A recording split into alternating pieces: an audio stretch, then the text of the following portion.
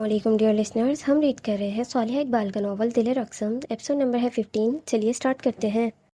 अब्बास के जाते ही आर्यन भी दोबारा अपने कमरे का रुख करता है कि इसका फ़ोन भी बज पड़ता है। कमरे के अंदर दाखिल होने वाले कदम फिर से रुककर हॉल की तरफ बढ़ते हैं और फ़ोन टेबल से उठाए आर्यन फ़ोन स्क्रीन पर ब्लैक बॉक्स का नंबर देख कॉल मिलाता है। अब कमरे में दोबारा दाखिल होने लगता है। हेलो, आर्यन फ़ोन कान से लगाए कहता है। सर, इन नंबरों का पता चल गया है। ब्लैक फ़ोन के दूसरी तरफ से कहता है। क्या है वो नंबर? बेड के साइड दराज से चार्जर उठाते हुए पूछता है। इडनबर्ग की एक बैंक में लॉकर है 1997, इसका नंबर है। मैंने डिटेल्स आपको ईमेल की हैं।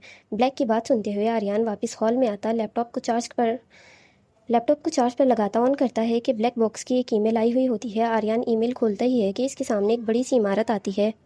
एक बहुत बड़ी और बेहद खूबसूरत इमारत जो एक साथ ही होटल और रेस्टोरेंट और बैंक थी। ये क्या है? आर्यन गहरी सांस लेते हुए धीरे से पूछता है। ये वही बैंक है सर, जिसकी आधी पर्ची आपको इस आदमी ने दी थी। इस पर लिखे आखिरी लफ्ज़ से मैंने इस जगह को ढूंढा है। आर्यन की बात का जवाब इसके पीछे से घर में दाखिल होते हुए ब्लैक कलर के 3 पीस सूट बूट में मलबूस एक लंबा चौड़ा अंडे से भी ज़्यादा चिट्टा आदमी फ़ोन कान से लगाए हुए आर्यन को बताते हुए इसके घर में दाखिल होता है और आते ही आर्यन के सामने गहरी सांस लेते हुए अपना सर झुकाए सीधा होकर खड़ा हो जाता है। तुम कब आए? आर्यन ब्लैक बॉक्स जिसका असल नाम शिरोज़ था, वो अंडे से भी ज़्यादा चिट्टा था, इसीलिए आर्यन ने इसका नाम ब्लैक रखा था। 37 मिनट पहले कश्मीर आया और फिर सीधा यहाँ। शिरोज़ एकदम कोल्ड अंदाज में चेहरे से हर तासुरात गायब करते कहता है। इस जगह का टिकट कटवाऊँ? हम आज ही जाएंगे। आर्यन हुक्माना कहता है। आओ अपने कमरे की तरफ बढ़ता है। इस जगह का टिकट कटवाओ, हम आज ही जाएंगे। आर्यन हुक्माना कहता है और अपने कमरे की तरफ बढ़ता है। मेरे साथ जाने का कोई फ़ायदा नहीं होगा आपको। आर्यन को अपने सामने से जाता देख शिरोज़ कहता है। वो क्यों? आर्यन जाते जाते रुककर मुड़ते हुए तजस्सुस से पूछता है। हनीमून स्पॉट है, यहाँ सिर्फ कपल जा सकते हैं, ये रूल है इस बिल्डिंग का। सिंगल लोग अलाउड नहीं है यहाँ। शिरोज़ कंधे उचकाते लैपटॉप की स्क्रीन पर देखती हुई बिल्डिंग की तरफ इशारा करता है। क्या मतलब, मुझे यहाँ जाने के लिए शादी करनी पड़ेगी? आर्यन हैरानगी से शिरोज़ से पूछता है। जी हाँ, वो भी असल मुस्लिम कपल का निकाहनामा और पासपोर्ट लगता है यहाँ एंट्री के लिए, और इंडियन का वो नेकलेस और वो माथे पर रेड कलर का। आप मुस्लिम हैं ना? शिरोज़ हाथों से इशारा करते हुए कहता है। तो निकाह के जाली कागजात बनवा लो, कौन सी बड़ी बात है? धोखाधड़ी करना हमारे लिए हज़ारों कागजात बना चुके हो तुम पहले भी, एक और सही। आर्यन कहते हुए फिर से अपने कमरे की तरफ बढ़ने लगता है कि पीछे से शिरोज़ फिर से बोल पड़ता है। मैंने भी यही सोचा था, पर जब डिटेल सर्च की तो पता चला कि ये हमसे भी ज़्यादा हरामी है। नकली पेपर्स को डिटेक्ट करने की मशीन है इनके पास।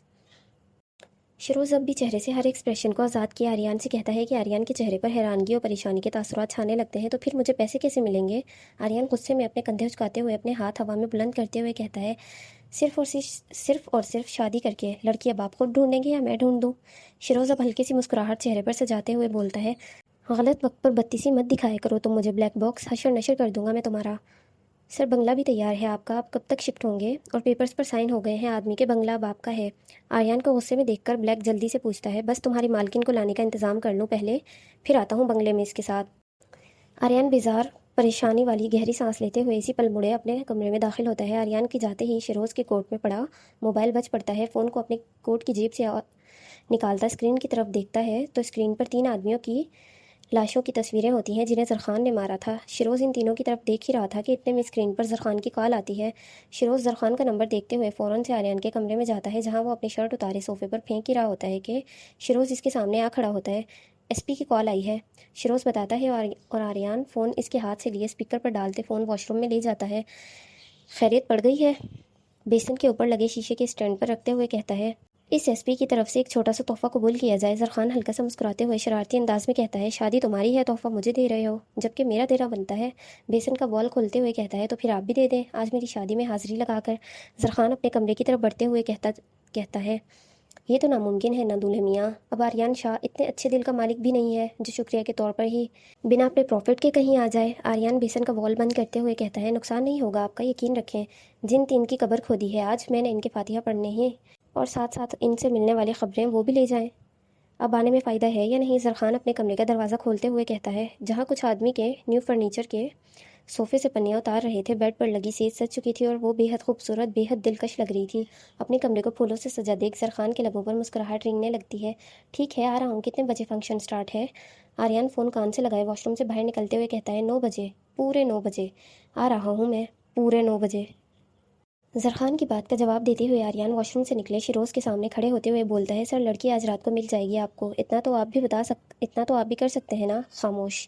شیروز بول ہی رہا ہوتا ہے کہ آریان بلند آواز میں کہتا ہے، شیروز کو چپ کروا دیتا ہے، میں چند دن کے کام کے لیے شادی کروں اور پوری زندگی کے لیے جینا حرام کروا لوں اپنا؟ آریان اپنے بالوں میں گردن پر ہاتھ پھیرتے ہوئے کھڑکی کے پاس جا کر کھڑے ہوتے ہوئے کہتا ہے، شادی ہی ضروری ہے، اگر وہ نہیں کریں گے تو پیسے نہ ملنے کے خیال میں آپ کا جینا حرام ہو جائے گا۔ شیروز آریان کے چوڑی کسرتی باڈی کی طرف دیکھتے ہوئے بولتا ہے، شادی کے لیے اب لڑکی ڈھونڈنی پڑے گی، اس کی ضرورت کیا ہے؟ آپ کے دوست کی بیٹی ہے، آپ اپنے دوست سے اس کا ہاتھ مانگ لیں۔ وہ اس چھوٹی چڑیل سے رہنے دو بھائی، آدھی زندگی میری پہلے ہی نکل گئی ہے، باقی آدھی زندگی میری وہ 2 دن میں ختم کر دے گی۔ امایا خان، ہرگز نہیں، کبھی بھی نہیں۔ آریان امایا کو سوچتے ہوئے کہتا ہے اور کہتے کہتے خاموش ہوئے، گہری سانس لیتے ہوئے کھڑکی سے باہر پہاڑ اور پہاڑوں کے اوپر کالے کالے برسنے والے بادلوں کو دیکھتے ہوئے امایا کو سوچتے ہوئے خاموش سا ہو جاتا ہے۔ سر آپ نے جانا ہے؟ شیروز پوچھتا ہے تو آریان ہوش کی دنیا میں واپس آتا گردن موڑے شیروز کو جواب دیتا ہے، ہاں جاؤ، جا کر گاڑی تیار کرواؤ، رات کو 9 بجے جانا ہے، جاؤں گا میں۔ آریان واپس آسمان کی طرف دیکھتے ہوئے بولتا ہے کہ باقی کی بات پر شیروز سر جھکاتا ہوا آریان کے گھر سے نکلے جنگل کے درمیان میں بنے راستے سے گزرتے ہوئے اپنی گاڑی کی طرف بڑھتا ہے اور باقی سارے گارڈز کو بھی گاڑی صاف کرنے کا کہتا ہوا خود آریان کے بنگلے کا رخ کرتا ہے۔ رات کے 8:30 ہو چکے تھے۔ خان حویلی میں اب تیار ہو چکے تھے سب لوگ۔ زیان اور امایا پورے دن شہر میں بازاروں میں گھوم گھوم کر 1 گھنٹے پہلے ہی واپس آئے تھے حویلی، اور اسی وقت سے وہ سب تیار ہو رہے تھے۔ آج نکاح کی تھیم رکھی ہوئی تھی، سب نے آج بلیک اور کل ولیمے پر وائٹ پہننا تھا۔ امایا انہی دونوں رنگوں کی اپنے لیے مہنگے ترین لہنگے لے کر آئی تھی۔ سب مرد بلیک کے کاٹن کی قمیض شلوار پہنے ہوئے تھے، جبکہ ادا نے عباس کو غصہ دلانے کے لیے بیکلیس ڈارک میرون ریڈ کلر کی ساڑی پہنی ہوئی تھی۔ اسے پورا دن ہو گیا تھا، عباس کے منع کرنے کے بعد سے وہ کمرے میں ہی تھی، نہ وہ کمرے سے باہر نکلتی ہے اور نہ ہی کوئی اس کے کمرے میں جا کر اس کا پوچھتا ہے۔ وہ بھوکی پیاسی آج پھر اپنا بی پی لو ہونے کی وجہ سے چکر کھاتی پھر رہی تھی۔ میٹھا کھانے کا دل بڑی شدت سے کر رہا تھا۔ ادا کے پاس کچھ بھی کھانے کے لیے نہیں تھا اور عباس صبح سے واپس کمرے میں آیا نہیں تھا۔ سب نے بلیک پہنا ہوا تھا پر عباس نے سفید رنگ پہنا ہوا تھا۔ اپنے ہاتھ پر پٹی باندھے ہوئے وہ صبح سے ہی کپڑے چینج کیے، خود بھی بھوکا پیاسا سا اسٹڈی روم میں موجود کام میں مصروف تھا۔ آج وہ صبح سے اسلام آباد کی برانچوں کے پروجیکٹ کو دیکھتے ہوئے ان پر کام کر رہا تھا۔ امایا کسی ایک دن تو جلدی تیار ہو جایا کرو۔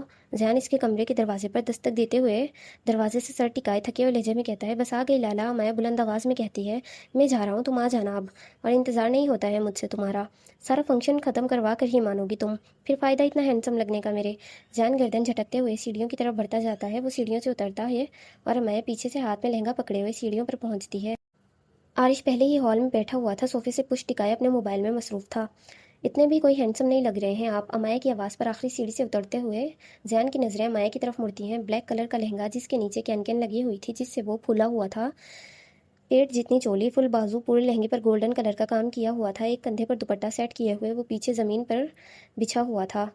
براؤن کلر کا سافٹ سا پر خوبصورت سا میک اپ کیے، ہونٹوں پر لائٹ ریڈ کلر کا مکس شیڈ لپسٹک لگائے، بالوں میں کرلز کیے ہوئے تھے، درمیان کی مانگ سے ماتھے پر گولڈن کلر کا ماتھا ٹیکا لگائے ہوئے، چہرے پر دونوں طرف پف سیٹ کیے، کانوں میں گولڈن کلر کے ماتھے جیسے ایئر رنگ پہنے ہوئے، اپنے بائیں ہاتھ میں 2 درجن کالی چوڑیوں کا سیٹ پہنے اور سیدھے ہاتھ میں درمیانی انگلی میں ایک بڑی سی انگوٹھی پہنے ہوئے، امایا نے پیروں میں بلیک کلر کی ہیل پہنی ہوئی تھی اور لہنگے کو دونوں ہاتھوں سے پکڑے اپنے دونوں بھائیوں کے چہرے پر خوشی کے تاثرات دیکھتے ہوئے جو اس کو دیکھنے کے بعد سے آئے تھے۔ امایا سیڑھیوں سے نیچے اترتی ہے۔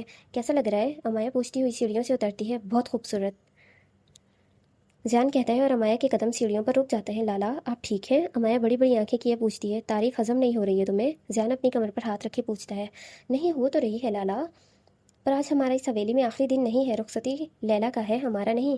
امایا زیان کے سامنے آ کر کھڑی ہوتے ہوئے کہتی ہے، کیا پتہ جتنی پیاری لگ رہی ہو، یقیناً کوئی نہ کوئی تو ہوگا جو تمہیں اپنے نام کرنے کا سوچے گا آج۔ عارش صوفے سے اٹھتے ہوئے فون جیب میں ڈالتے ہوئے امایا کی طرف بڑھتے ہوئے کہتا ہے اور کہتے ہی اس کے سامنے کھڑے ہو کر اس کا چہرہ اپنے ہاتھوں میں پکڑے اس کے ماتھے پر بوسہ دیتا ہے۔ خان بابا کہاں ہے اور ان کی بیوی؟ کل سے ہم نے خانے کو دوبارہ دیکھا ہی نہیں، تمہیں اس کو دیکھنے کی ضرورت ہے بھی نہیں گڑیا، خان بابا کا دیکھ لینا کافی ہے اس کے لیے۔ امایا کی بات مکمل بھی نہیں ہوئی تھی کہ پیچھے سے خان سیڑھیوں سے اترتے ہوئے کہتا ہے اور سب کی نظریں اس کی طرف اٹھتی ہیں۔ خان بابا سفید کیوں پہنا ہے آپ نے؟ امایا کپڑوں کو دیکھتے ہوئے حیرانگی سے بولتی ہے، کیونکہ میں نہیں جا رہا ہوں، تم لوگ جاؤ اور انجوائے کرو۔ عباس تینوں کے پاس سیڑھیوں سے نیچے اترتے ہوئے کہتے ہیں، پر خان بابا، امایا مایوس سی کہتی ہے، مجھے آفس کے کام سے باہر جانا ہے کسی سے ملنے گڑیا، وہاں جاؤں گا تو ٹائم نہیں رہے گا پھر۔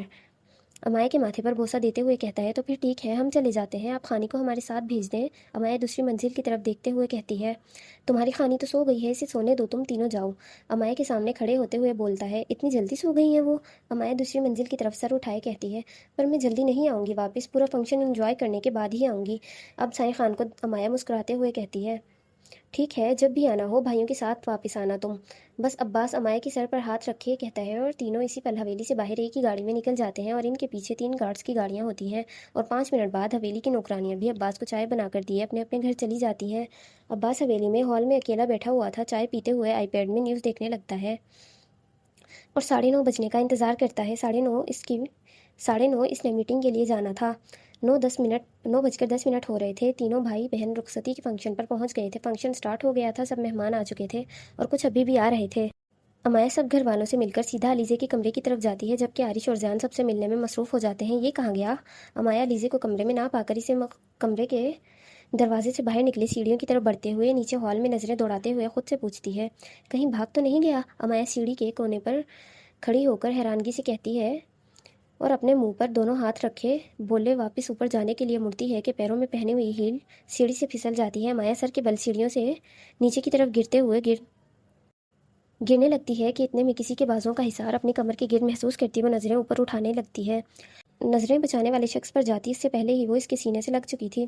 اجنبی شخص کے سینے سے لگتی ہی امایا کا دل بے قابو ہو جاتا ہے، دھڑکنیں حد سے زیادہ تیز ہو جاتی ہیں، سانس اتھل پتھل ہو چکی تھی۔ جس کے حصار میں کھڑی تھی اسے سر اٹھا کر دیکھنے کی کوشش بھی نہیں کر پا رہی تھی پر اپنی آنکھیں زور سے نیچے کھولتے ہوئے گہری سانس لیتے امایا اپنا سر اٹھا کر دیکھتی ہے تو آریان امایا کے کمر کے گرد اپنی بازوں کا حصار باندھے ہوئے سیڑھیوں کے اوپر سا ہوا تھا۔ امایا کو گرنے سے محفوظ کیا اپنی آنکھیں بند کیا، آج پھر وہ اس کی دھڑکنیں سن رہا تھا، امایا سے آتی ہوئی خوشبو کو محسوس کرتا ایک بار پھر وہ چند ہی لمحوں میں سیراب ہو چکا تھا، وہ جو اس کے دل کی حالت بھی خراب کرنے لگتی ہے۔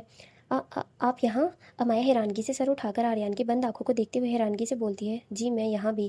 اپنی آنکھیں کھولے سیدھا امایا کی آنکھوں میں دیکھتے ہوئے کہتا ہے پر بولتے ہی وہ بالکل خاموش ہو جاتا ہے۔ امایا کی آنکھوں میں دیکھنے کے بعد اس کے منہ سے لفظ بھی نہیں نکل پا رہے تھے۔ آپ پیچھا کر رہے ہیں میرا؟ امایا آنکھوں سے اشارہ کیے پوچھتی ہے اس سچویشن سے لگ تو کچھ ایسا ہی رہا ہے پر ایسا نہیں ہے، یقین کر لو گی مجھ پر؟ بنا پلک جھپکائے آنکھوں میں دیکھتے ہوئے پوچھتا ہے بالکل بھی نہیں کروں گی اور آپ چھوڑیں مجھے ابھی اور اسی وقت۔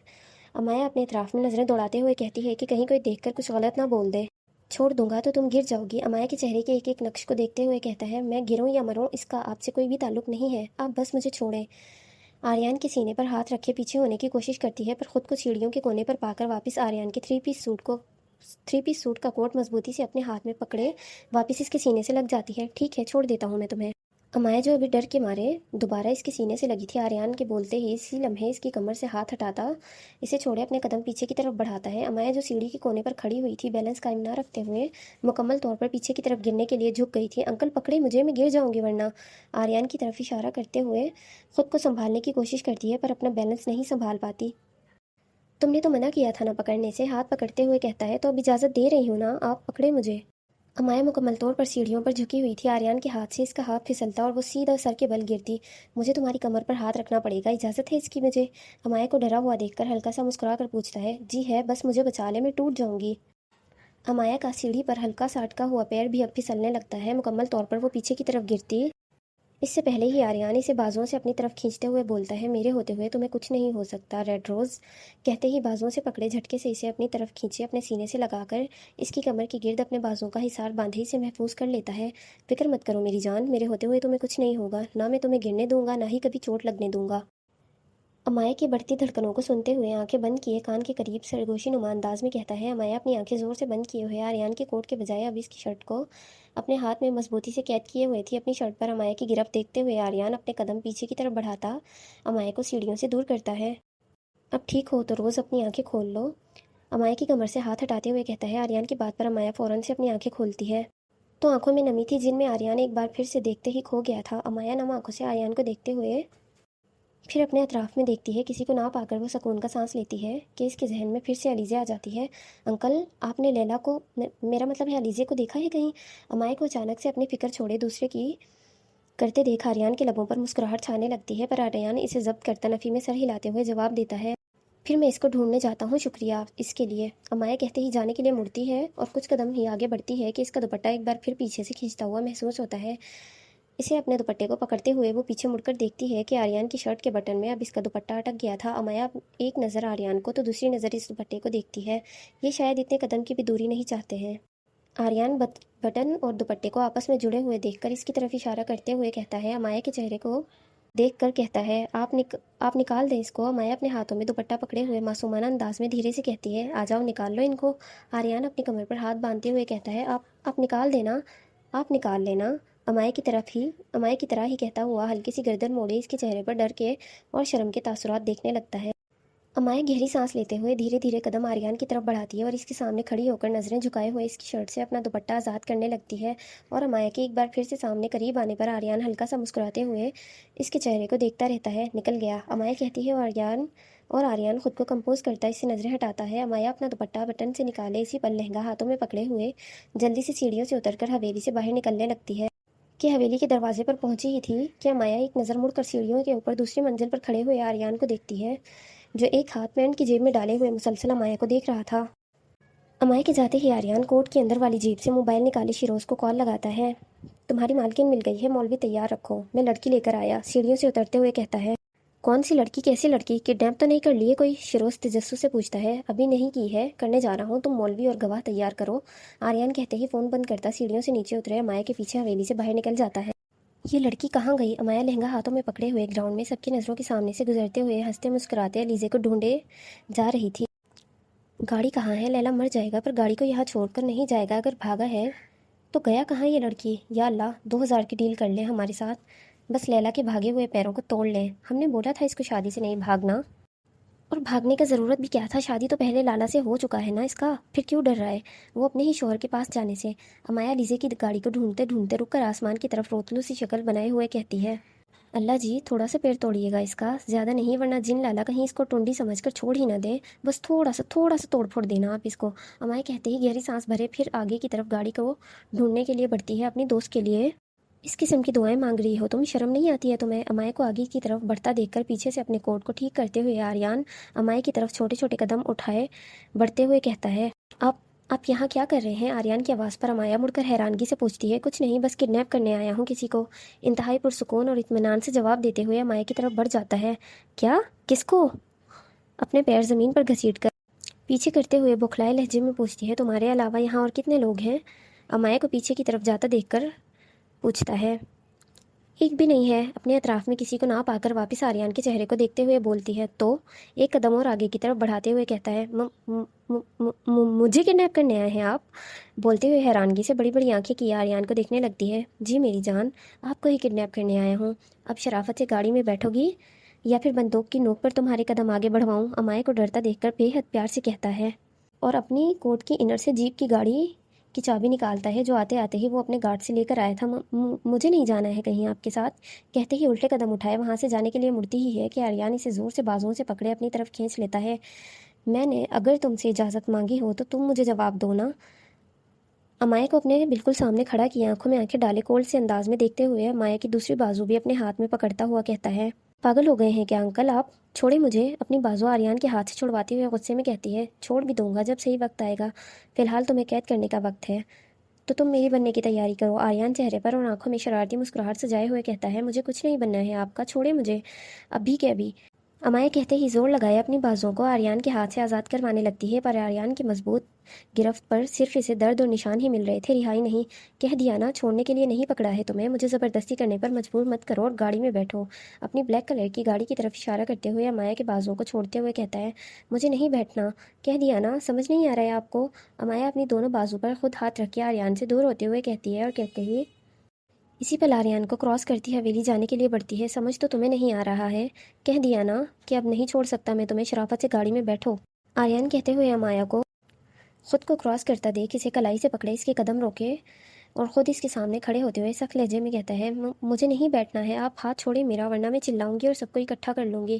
امایا اپنی کلائی چھڑوانے کی کوشش کرتے ہوئے بولتی ہے، میرا پیارا سا بچہ، اگر ان دھمکیوں سے ڈرنے والا میں ہوتا تو ایک سیاستدان کبھی نہ ہوتا۔ میں ایک سیاستدان ہوں نا، دھمکیوں سے ڈرتا نہیں ہوں اور نہ ہی موت سے، پر البتہ سامنے والے کو ایک دھمکی سے موت ضرور دے سکتا ہوں۔ اگر نہیں چاہتی کہ میں تمہارے ساتھ کچھ بھی ایسا ویسا کروں تو خود کو میرے حوالے کر دو، ورنہ پسند کی چیزیں چھیننے میں وقت نہیں لگتا ہے آریان شاہ کو۔ امائے کی بات پر ہنستے ہوئے آریان امائے کا چہرہ اپنے ہاتھوں میں پیالے نما انداز میں پکڑے کہتا ہے، اور کہتے ہی اس کے چہرے سے اپنے ہاتھ ہٹاتا امائے کو اپنی باہوں میں اٹھا لیتا ہے۔ اتارے مجھے نیچے، پاگل ہو گئے ہیں کیا آپ؟ امائے اس کی باہوں سے نکلنے کی کوشش کرتے ہوئے غصے میں کہتی ہے، اوہ پاگل تو میں پہلے سے ہی تھا، پر تمہاری خوشبو مجھے مزید پاگل کیے، مجھے میری حدیں پار کرنے پر مجبور کر رہی ہے۔ آریان امائے کو اپنی گاڑی کی طرف لیے بڑھتا ہوا مسکراتے ہوئے کہتا ہے، اتارے مجھے نیچے، چھوڑے مجھے ورنہ خان بابا آپ کو نہیں چھوڑیں گے۔ آریان کے کندھوں پر تھپڑ مارتے ہوئے کہتی ہے، تمہارے خان بابا مجھے چاہ کر بھی انکار نہیں کر سکتے ریڈ روز، کیونکہ تمہیں اس کے سپرد کرنے والا صرف اور صرف میں تھا۔ اپنی امانت واپس لے رہا ہوں میں بس اس سے۔ گاڑی کا دروازہ بمشکل کھولے گاڑی میں فرنٹ سیٹ پر بٹھاتے ہوئے کہتا ہے، اس بکواس کا مطلب میں کسی کی امانت نہیں ہوں؟ امائے سر اٹھائے آریان کے چہرے کی جانب دیکھتے ہوئے کہتی ہے، اور گاڑی سے نکلنے لگتی ہے کہ آریان گاڑی کی چھت پر ہاتھ رکھے اچانک سے امائے کے چہرے کے قریب آتا اس کو واپس سیٹ سے پش لگانے پر مجبور کرتا ہے، اور اس کے چہرے کے بالکل قریب اس کی آنکھوں میں دیکھتے ہوئے اس کی سانسیں روک دیتا ہے۔ بکواس کرنا یا سننا پسند نہیں ہے مجھے ریڈ روز، اس لیے میرا بچہ اندر چپ چاپ بیٹھو، کیونکہ مجھے گولی چلانے کے لیے اس کے لائسنس کی بھی ضرورت نہیں ہوتی ہے۔ امائے کے ماتھے پر لگا ماتھا ٹکا سیٹ کرتے ہوئے نارمل انداز میں کہتا ہے، اور کہتے ہی امائے کی آنکھوں میں دیکھتے ہوئے مسکراتے ہوئے گاڑی کا دروازہ بند کرتا باہر سے چابی سے لاک کر دیتا ہے، اور ایک دم کولڈ انداز میں اپنی سیٹ کی طرف بڑھتا ہے۔ آریان کو ڈرائیونگ سیٹ کی طرف آتا دیکھ امائے جلدی سے گاڑی کا دروازہ کھولنے کی کوشش کرتی ہے، پر دروازہ لاک تھا، وہ نہیں کھول پاتی۔ یا اللہ، یہ ہم کو کس جن کے ساتھ پھنسا دیا ہے آپ نے؟ ہم کو باہر نکالے یہاں سے، پلیز پلیز، ہم کو بابا کے پاس جانا ہے۔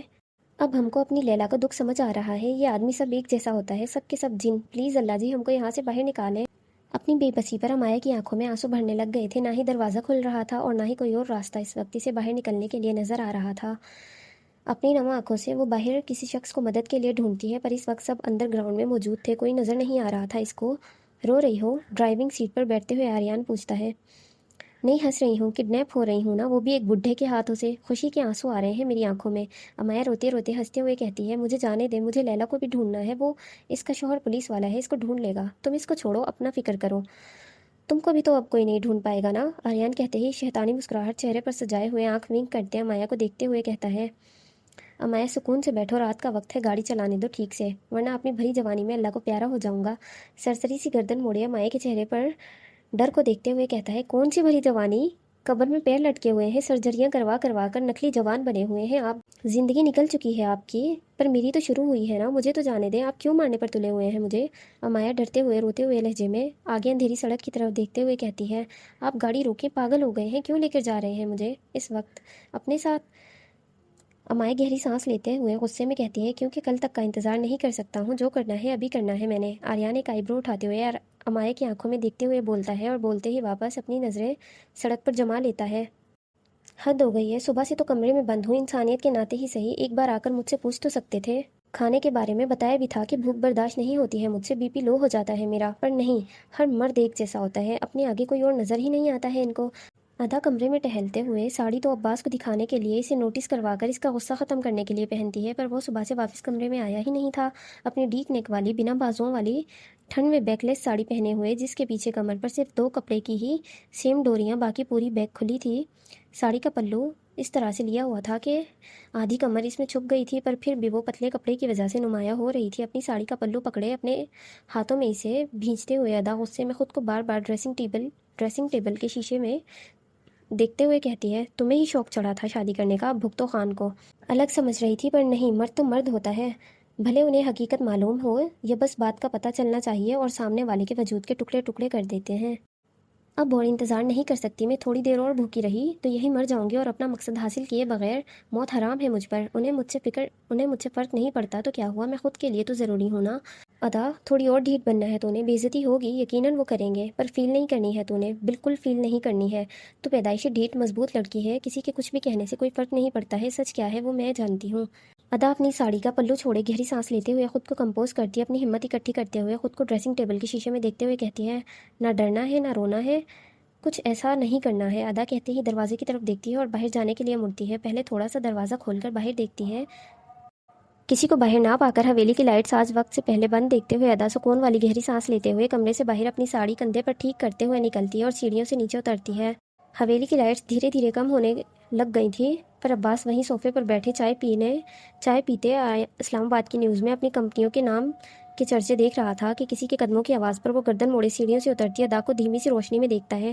ڈارک ریڈ میرون کلر کی ساڑی، جس کا پلو اس کے کندھے پر پن لگا کر سیٹ کرنے کے بعد بھی اس کے کندھے سے اس کے ڈیپ نیک کی وجہ سے بار بار نیچے اتر رہا تھا۔ ادا اپنے کندھے پر پلو سیٹ کرتے ہوئے اپنی دھن میں حویلی میں کسی شخص کے نہ ہونے کا خیال کرتے وہ اپنی ساڑی کو ویسے ہی چھوڑے اپنے بالوں کو اکٹھا کرتے ہوئے سیڑھیوں سے نیچے اترتی ہے اور کچن کا رخ کرتی ہے کہ صوفے پر بیٹھے ہوئے عباس کی نظریں اس کی ریڈ میرون ساڑی میں سے گوری چٹی دکھتی ہوئی کمر پر پڑتی ہے، جس پر سے کچھ پل کے لیے اس کا نظر ہٹانا مشکل ہو گیا تھا۔ ادا کو ساڑی میں فرنٹ اور بیک سے دیکھتے ہوئے عباس کی نظریں اس کے ساتھ ایک ہی جگہ پر تھم گئی تھی۔ ادا اپنے بالوں کو اکٹھا کیے ان کا جوڑا بناتے ہوئے عباس کے دل کے ساتھ پھر سے کھیلنے لگتی ہے۔ اپنے بالوں کو جوڑے میں بنایا وہ کوئی پن وغیرہ ڈھونڈنے کے لیے ہال میں سیڑھیوں کے پاس کچن کی طرف ایریا میں گھومتے ہوئے موجود ٹیبل پر پن دیکھنے کی کوشش کرتی ہے، پر اسے پن تو نہیں ملتی۔ پر اس کے مڑنے پر عباس کی نظر اس کی پتلی کمر پر اور اس کے پیٹ پر پڑتی ہے، جس کو دیکھتے ہوئے عباس گہری سانس لیتے ہوئے اسی پل اپنی نظریں ادا سے ہٹا لیتا ہے۔ کچھ بھی نہیں ہے، انہیں کس سے باندھوں میں؟ ادا تھکتے ہوئے لہجے میں خود سے کہتے ہوئے نظریں اپنے اطراف سے ہٹا کر سامنے کی طرف اٹھاتی ہی ہے کہ عباس کو دیکھتے ہوئے ادا اس کے سر پر رکھے ہوئے ہاتھ اب دھیرے سے نیچے ہونے لگتے ہیں۔ خان اپنے بالوں کو چھوڑے ادا عباس کی طرف ایک قدم بڑھائی کہتی ہے۔ عباس اٹھ کر کھڑا ہوتا ہے اور ادا کی طرف بنا دیکھے وہ حویلی سے باہر کی طرف بڑھنے لگتا ہے۔ خبیث انسان، مجھے بھوکا رکھا، مجھ پر غصہ کیا اور بنا سب جانے میرے کردار کی دھجیاں اڑا دی، اور اب دیکھو خود ہی منہ بنایا ہوا ہے۔ ٹھیک ہے، میں بھی نہیں مناؤں گی، آپ سے زیادہ ایگو ہے مجھ میں۔ عباس کی پشت کو دیکھتے ہوئے ادا دھیمی سی آواز میں کہتی ہے اور کہتے ہی اپنے بالوں کو دوبارہ جوڑا بنائے کچن کا رخ کرتی ہے۔ ادا کچن کی طرف مڑتی ہے اور عباس دروازے تک پہنچتے ہی رک کر ادا کی طرف مڑتے ہیں۔ یہ کیا پہنا ہے تم نے؟ اپنے ہاتھوں کی مٹھیاں مضبوطی سے بھیجے ہوئے ادا کے خالی کمر کو دیکھتے ہوئے پوچھتا ہے۔ کپڑے پہنے ہیں، اپنے بالوں کا جوڑا بناتے ہوئے اسی طرح سر پر ہاتھ رکھے مڑ کر کہتی ہے۔ یہ کیسے کپڑے پہنے ہیں؟ پیچھے سے کمر خالی کیوں ہے تمہاری؟ ادا کی طرف 2 قدم بڑھاتے ہوئے کہتے ہیں۔ انہیں لڑنے کا بہت شوق ہے، لڑے ہیں تو کہیں نہ کہیں سے پھٹیں گے ہی اور مریں گے بھی، کیا کریں، معصوم ہے نا؟ پتہ نہیں ہے، انہیں ہاتھوں کی مار سے زیادہ لفظوں کی مار بری ہوتی ہے، اس لیے یہ بھی کٹ پھٹ گئے ہیں، یہ ایسے ہی ہوتے ہیں۔ آپ کو کوئی مسئلہ ہے میرے کپڑوں سے؟ ادا کہتے ہی کچن کا رخ کرتی کچن میں چلی جاتی ہے اور عباس گہری سانس بھرتا اسے دیکھتا رہتا ہے۔ ہاں ہے، شرافت سے جاؤ اور کچھ انسانوں والا پہنو۔ تمہاری اطلاع کے لیے عرض ہے، یہاں کے مرد تمہارے کوٹھے کے مردوں جیسے نہیں ہیں جنہیں جسم دیکھنے کا شوق ہو۔ یہاں لڑکیوں کو آتا دیکھ سب نظریں جھکا لینے والے لوگ ہیں۔ ادا کے پیچھے کچن کی طرف بڑھتے ہوئے عباس اپنے ہاتھوں کی مٹھیاں مضبوطی سے بھیجتے ہوئے اپنے الفاظوں پر زور دیتے ہوئے کہتا ہے۔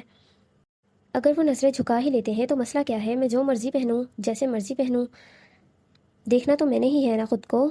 اپنے جوڑے کو چمچ کی مدد سے روکے اپنی ساڑی کا پلو اکٹھا کیے کندھے سے ہٹاتے ہوئے گھما کر پیٹ کے گرد باندھتے ہوئے کہتی ہے۔ اگر آپ کا مسئلہ آپ خود ہیں تو مت دیکھیں آپ مجھے کوئی مسئلہ نہیں ہے ان کپڑوں سے۔ ادا ایک آئیبرو اٹھاتے ہوئے کہتی ہے اور کہتے ہی مڑ کر فریج کی طرف بڑھتی ہے۔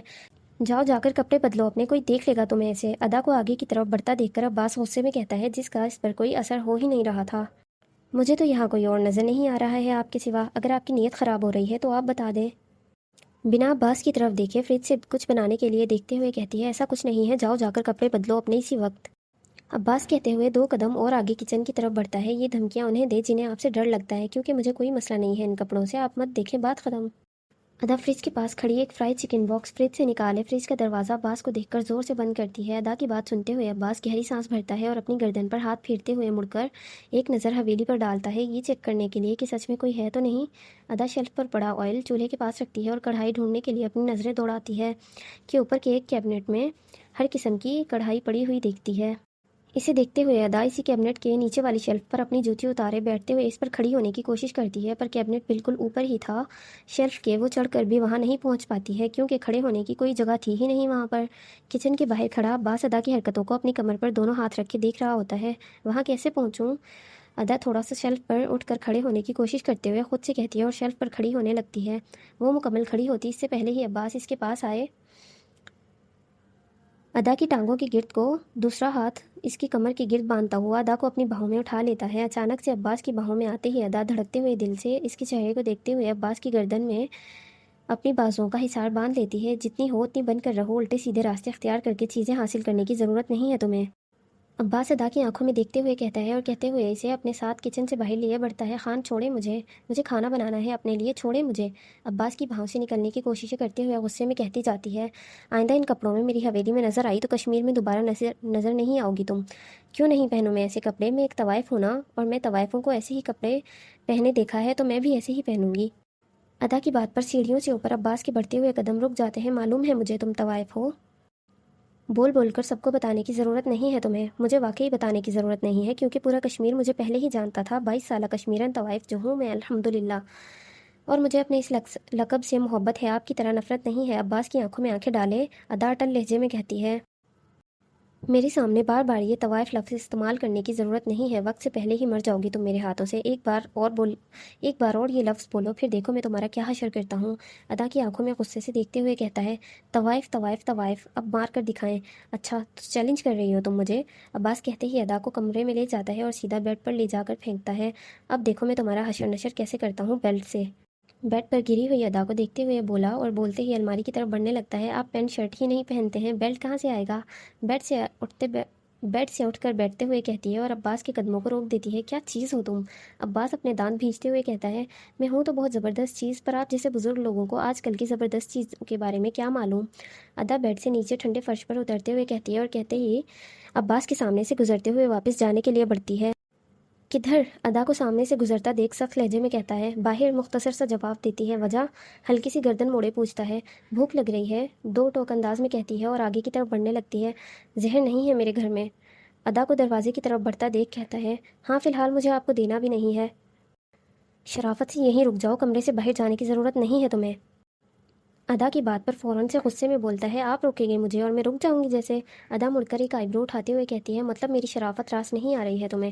غصیلی نظروں سے ادا کو گھورتے ہوئے کہتا ہے، شرافت دکھائی ہوتی تو ضرور اس بات کا جواب دیتی میں، پر افسوس شرافت سے آپ کا دور دور تک کوئی تعلق نہیں ہے۔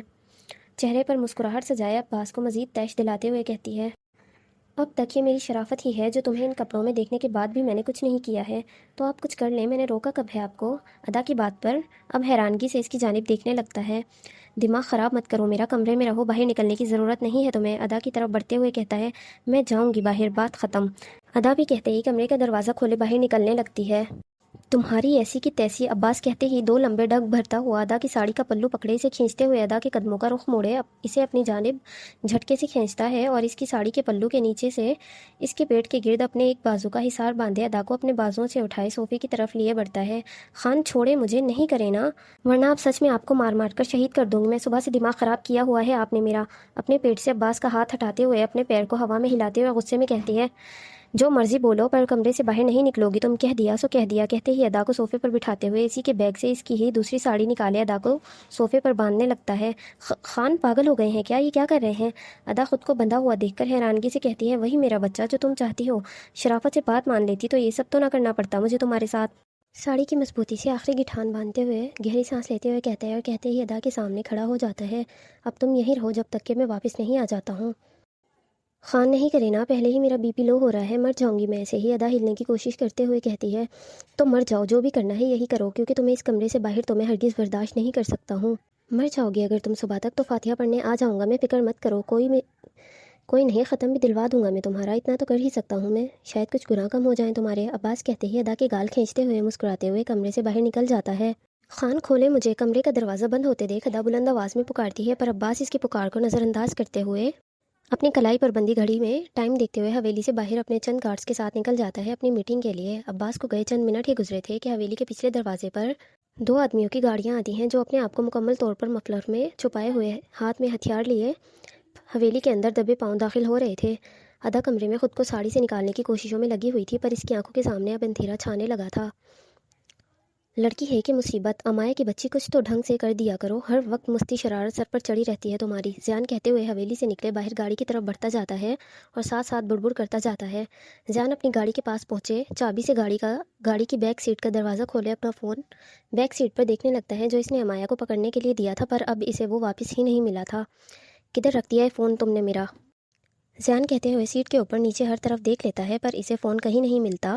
چڑیل کہیں کی کہاں چھپا دیا میرا فون، اور خود بھی پتہ نہیں کہاں گئی، نہ فون مل رہا ہے اور نہ ہی خود امایا اور عارش بھائی بھی اچانک سے ہوا ہو گئے ہیں۔ حد ہے بھائی، میں اکیلا آیا ہوں کیا شادی میں؟ میری شادی ہے کیا بھائی جہاں صرف میری ضرورت ہے؟ دونوں بھائی بہن پتہ نہیں کہاں گئے اور مجھے یہاں اکیلا چھوڑ دیا ہے۔ میری محبوبہ کی بھی کالیں آئی ہوئی ہوں گی، بیچاری انتظار کر رہی ہوگی میرا۔ میری معصوم سی گڑیا اس چڑیل کی وجہ سے دور ہو گئی ہے مجھ سے۔ جان کمر پر ہاتھ رکھے کبھی گاڑی کو تو کبھی اپنے آس پاس فون کو دیکھتے ہوئے کہتا ہے، ڈگی میں بھی دیکھ لیتا ہوں، وہیں رکھا ہوگا، یقیناً تنگ کرنے کے لیے۔ مجھے ہمایہ سے کسی بھی قسم کی امید لگائی جا سکتی ہے۔ جان کہتے ہی گاڑی کی ڈگی کی طرف بڑھتا ہے جو پہلے سے ہی کھلی ہوئی تھی۔ جان اس بات پر غور نہیں کرتا اور گاڑی کی ڈگی کھولتا ہے۔ ڈگی کھلتی ہی ہے کہ جان کی ایک دم ڈر کے مارے چیخ ہوا میں بلند آواز میں لگتی ہے، صرف اس کی ہی نہیں، گاڑی کی ڈگی میں چھپی ہوئی علیزے کی بھی۔ لال سرخ رنگ کے دلہن کے لہنگے میں ملبوس، دلہن کی طرح سجی دھجی ہوئی، فل جیولری، فل میک اپ کیے ہوئے علیزے، پیروں میں ہیلز تک پہنے ہوئے علیزے ڈر کے مارے گہری گہری سانسیں لیتے ہوئے اپنے چہرے کو اپنے ہاتھوں سے چھپائے اپنے انگلیوں کی خالی جگہ سے زیان کو دیکھ رہی ہوتی ہے، اور اس کے سامنے کھڑا ہوا زیان علیزے کو اپنی گاڑی کی ڈگی میں دیکھ کر حیران سا ہکا بکا کھڑا رہ گیا تھا۔ یہاں کیا کر رہی ہو تم؟ زیان حیرانگی سے پوچھتا ہے اور پوچھتے ہوئے علیزے کو باہر نکلنے میں مدد کرنے کے لیے اس کی طرف ہاتھ بڑھاتا ہے۔ لالا، علیزے زیان کا ہاتھ پکڑے ڈگی سے باہر پیر نکالتے ہوئے کہتی ہے۔ کیا لالا؟ یہاں کیا کر رہی ہو تم؟ اور ہمایہ کہاں ہے؟ تمہارے ساتھ تھی نا وہ؟ زیان اس کے چہرے کی طرف دیکھتے ہوئے پوچھتا ہے۔